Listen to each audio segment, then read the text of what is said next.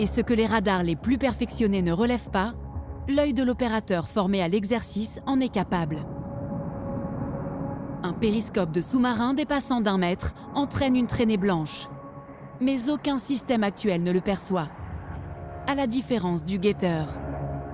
Et c'est une opération que le sous-marin réalise plusieurs fois. Ils vont monter, descendre, tout en tournant à chaque fois de quelques degrés pour pouvoir avoir une belle image de ce qui se passe autour d'eux. Et s'ils ont besoin de sortir leur périscope pour se recaler, pour observer leur force ennemie, eh ben, ils vont évidemment pas laisser leur périscope en l'air très longtemps parce qu'ils savent qu'on va les détecter à coup sûr.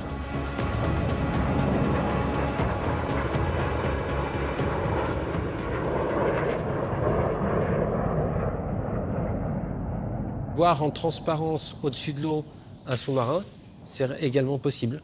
Sans qu'il n'y ait rien de sorti, sans qu'on puisse le détecter, eh bien, il est juste en dessous de la surface de l'eau. Des opérateurs ont pu détecter comme ceci les sous-marins. Cette particularité de l'ATL2 est complexe à construire. La fabrication du plexiglas dans cette forme est un secret industriel bien gardé. On a une zone assez complexe, des épaisseurs à maîtriser très compliquées, tout en gardant une qualité optique maximale pour pouvoir prendre des photos au travers. Il faut donc que cette partie ne soit pas trop épaisse pour ne pas déformer la vision. Mais elle doit être assez résistante pour ne pas exploser à l'impact d'un volatile. Une équation que peu d'entreprises au monde sont capables de réaliser. Et d'autres parties de l'avion sont encore plus complexes, à commencer par les radars. C'est l'une des facettes les plus techniques. Car le problème, c'est qu'il n'existe pas de système assez puissant pour pénétrer sous l'eau en profondeur. Les ondes sont bloquées quelques mètres après la surface. Mais sur l'ATL2, il existe un dispositif exceptionnel. Dans la queue de l'avion, un détecteur magnétique appelé MAD. Il identifie les anomalies métalliques dans la mer. Lorsqu'il y a une forte concentration d'un alliage opaque, ressemblant à du métal, alors le radar émet une alerte.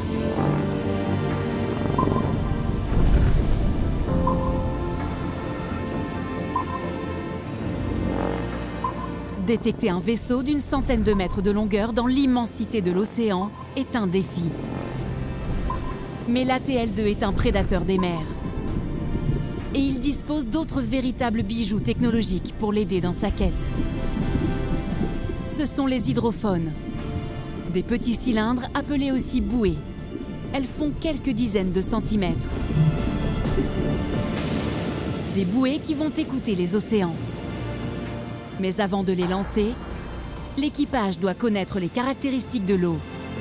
Elles sont déterminantes pour bien placer l'hydrophone.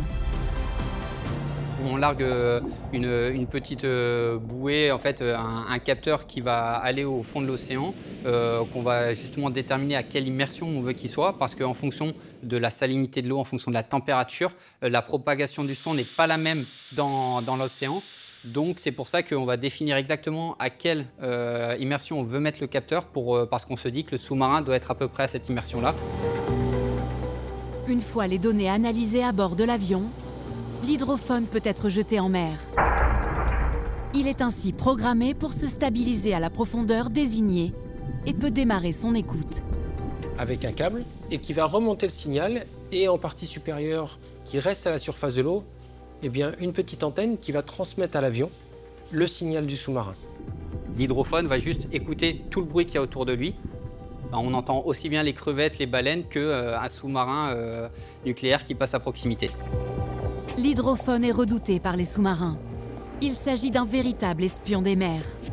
Il n'émet aucun signal dans l'eau. Impossible pour les sous-mariniers de détecter sa présence et de s'en éloigner.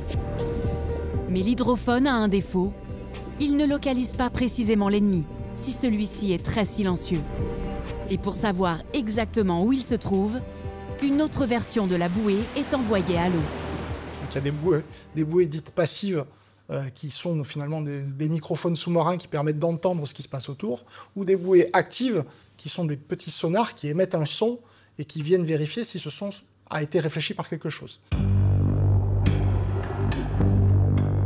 Le principe de retour d'un signal est l'un des meilleurs systèmes qui existent. Car si l'impulsion sous l'eau revient par ricochet sur le sonar, la TL2 va connaître précisément où le signal a opéré un demi-tour. Et cette fois-ci, avec ce type de bouée-là, on va pouvoir localiser très précisément le sous-marin. Ce sont des experts dans le domaine. Ils connaissent parfaitement l'acoustique, ils connaissent la manière dont répond un sous-marin. Et puis ce qu'on va aussi analyser, c'est est-ce que ce que l'on détecte se déplace. Une épave ne se déplace pas, un sous-marin se déplacera toujours. Donc on va avoir quelque chose de mobile, quelque chose qui varie éventuellement de profondeur, qui varie de vitesse. Lorsque le sous-marin entend un sonar, généralement, il change de comportement. À partir de ce moment, la recherche discrète de la TL2 est terminée. L'ennemi sait qu'il est chassé. S'il doit engager le combat, le patrouilleur français ne dispose que de quelques minutes pour lancer une arme exceptionnelle pour un avion. Pour la lutte anti-sous-marine, eh bien, on va équiper l'avion de 4 à 6 torpilles si nécessaire. Des torpilles dans un avion. Les MU-90 Impact, véritable concentré de technologie. Elles pèsent plus de 300 kg chacune pour une longueur de 3 mètres. Elles sont positionnées au-dessous de l'avion. Un emplacement hautement stratégique pour le patrouilleur des airs. L'avion est équipé d'une soute. C'est ce qu'on appelle la soute armement. C'est une soute qui va s'ouvrir avec 2 portes qui glissent le long du fuselage. Les munitions lourdes de l'appareil sont toutes présentes ici. Des missiles Exocet RMR 39, des bombes de 250 kg sont aussi cachées dans la soute. Et c'est stratégique. Très important, quand on déploie un avion patrouille maritime, personne ne sait ce qu'il y a à l'intérieur et donc personne ne sait quelle est la mission. Ça permet d'avoir un certain niveau de gradation dans la présence française, on va dire. Un avion soute fermé, il peut venir faire n'importe quoi, vous ne savez pas. À partir du moment où vous commencez à montrer ce que vous avez dans le ventre et ce que vous avez amené avec vous, les intentions sont un peu plus claires. La TL2 peut ainsi libérer ses torpilles à grande vitesse et à une altitude de plusieurs centaines de mètres. Et une fois plongées en mer, leur vitesse atteint les 50 nœuds, près de 100 km/h, durant 12 km. Elles sont capables de rester à 3 mètres sous la surface ou encore d'aller dans les grandes profondeurs, aux alentours des 1000 mètres.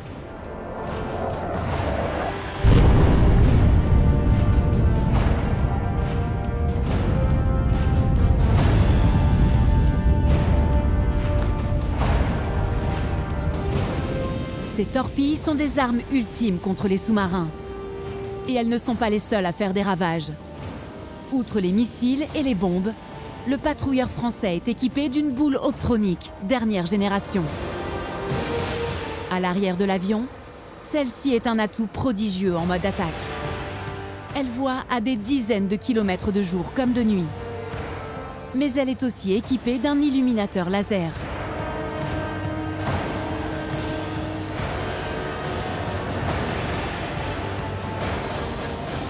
Donc il va être capable de désigner au sol, avec un faisceau laser codé, une cible, et ce faisceau laser peut être suivi par un autre avion. Voilà, donc un avion qui vient transporter de la munition, typiquement Mirage 2000 ou un Rafale, sera capable de larguer sur un point désigné par la TL2.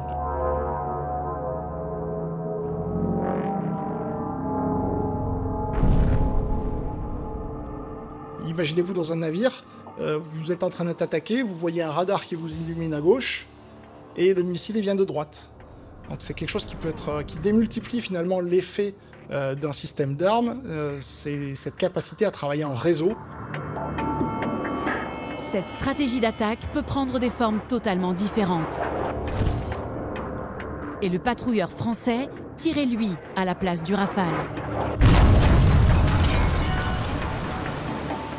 Il a été démontré encore récemment que la TL2 pouvait tirer son armement, et notamment des missiles, sur des coordonnées données par un sous-marin. Elle a cette capacité de travailler en réseau et de finalement venir saturer la cible à détruire, puisqu'elle ne sait plus entre ce qu'elle voit, ce qui est en train de l'illuminer au radar et la direction du missile. Elle ne sait plus à combien d'adversaires elle a affaire. L'ATL-2 est l'un des appareils les plus emblématiques de la marine. Un avion si polyvalent que l'on peut le retrouver sur des théâtres de guerre bien différents des océans. Une grande étendue désertique ressemble beaucoup à une grande étendue océanique. C'est pour ça que la capacité qu'on a en équipage à travailler au-dessus de l'océan se transpose très bien au-dessus du désert. Il y a une grande similitude effectivement entre surveiller la surface de la mer, donc détecter des navires, et détecter un objet en mouvement dans les vagues de sable que sont les dunes finalement. L'ATL-2 est un couteau suisse, mais son domaine de prédilection reste la mer. Le patrouilleur connaîtra un successeur un peu avant 2040. D'ici là, il n'a pas fini de voler au ras des vagues